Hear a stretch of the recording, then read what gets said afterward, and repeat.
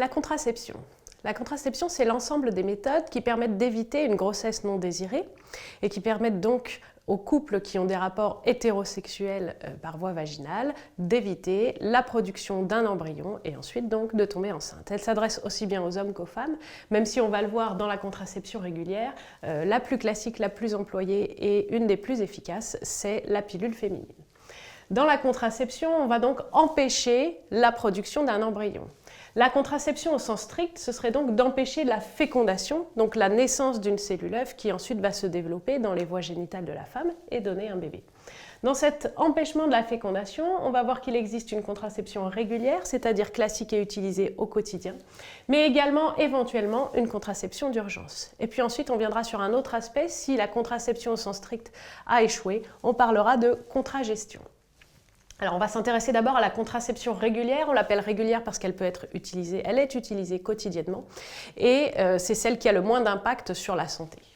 La contraception régulière, ça peut être donc toutes les méthodes qui vont empêcher une fécondation au cours d'un rapport hétérosexuel vaginal. La plus employée, c'est la pilule féminine. Cette pilule féminine, elle va contenir des hormones de synthèse, c'est-à-dire produites en laboratoire. On parle d'œstroprogestatifs de synthèse et elle se prend sous forme de comprimés sur des plaquettes qui peuvent se prendre pendant 21 ou 28 jours du cycle selon le type de pilule.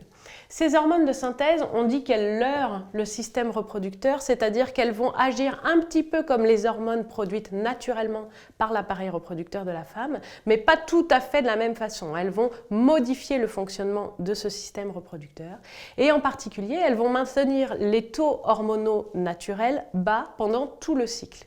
Notamment, vous avez étudié les hormones du cycle de la femme, il n'y aura pas de pic d'hormones LH au cours du cycle, à peu près au milieu du cycle.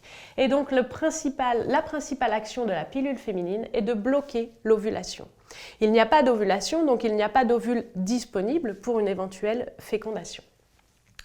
Selon les pilules, il peut y avoir d'autres actions supplémentaires. Plus il y a de modes d'action de la pilule, plus son efficacité est grande.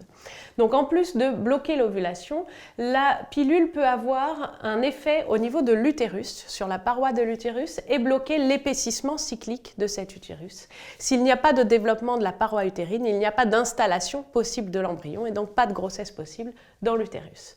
Enfin, certaines pilules limite ou bloque aussi le passage des spermatozoïdes entre le fond du vagin et l'utérus, puisque au niveau du col de l'utérus, à l'entrée de l'utérus, il y a un espèce de mucus, un liquide plus ou moins épais qu'on appelle la glaire cervicale, et certaines pilules ont une action d'épaississement de cette glaire cervicale qui la rendent comme un filet très serré et qui donc bloque le passage des spermatozoïdes. La contraception régulière, je l'ai dit, c'est principalement la pilule féminine. Il faut noter quand même qu'il existe des contraceptions hormonales masculines, même si elles restent encore peut-être moins efficaces et en tout cas beaucoup moins utilisées de nos jours. En contraception régulière, on peut aussi utiliser le préservatif qui a aussi l'avantage de protéger contre la transmission des infections sexuellement transmissibles. Maintenant, on va parler de la contraception d'urgence. Lorsque la contraception régulière a été mal utilisée, par exemple qu'on a oublié sa pilule ou qu'il y a eu un problème de préservatif qui s'est déchiré, on peut, après un rapport sexuel qu'on considère à risque par rapport à une éventuelle grossesse, avoir recours à ce qu'on appelle la contraception d'urgence. On appelle cela aussi la pilule du lendemain ou éventuellement même du surlendemain maintenant. Cette pilule, elle est prise par la femme.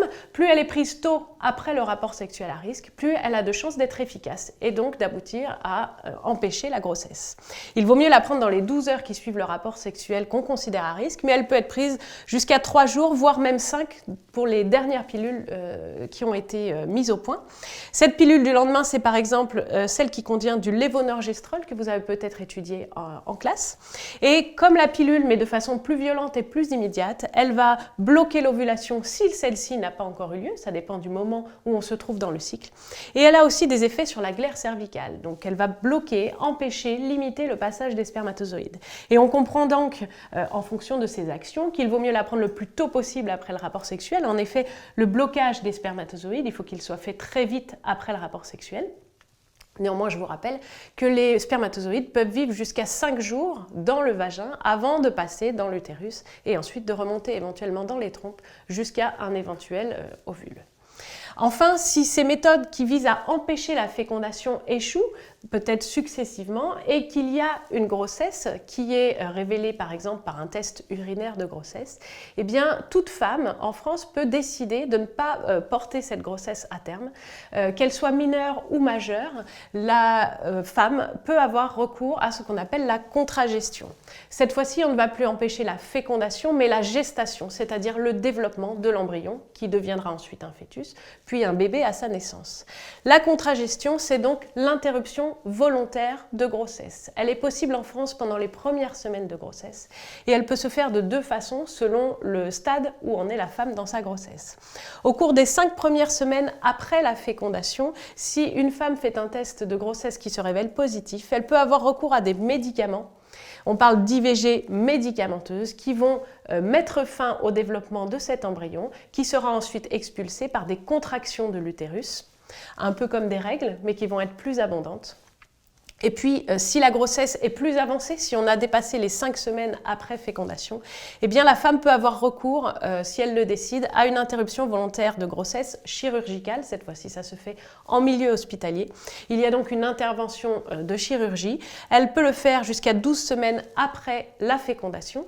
Je vous rappelle que le test de grossesse n'est efficace qu'à peu près 2 semaines après la fécondation, puisqu'il faut qu'il y ait un retard des règles, donc il faut que le cycle ait atteint son terme. Ce qui veut dire qu'en fait, entre le retard des règles et l'IVG médicamenteuse, on n'a que 3 semaines de délai. Et ici, on a à peu près 10 semaines de délai pour avoir recours à l'IVG chirurgicale.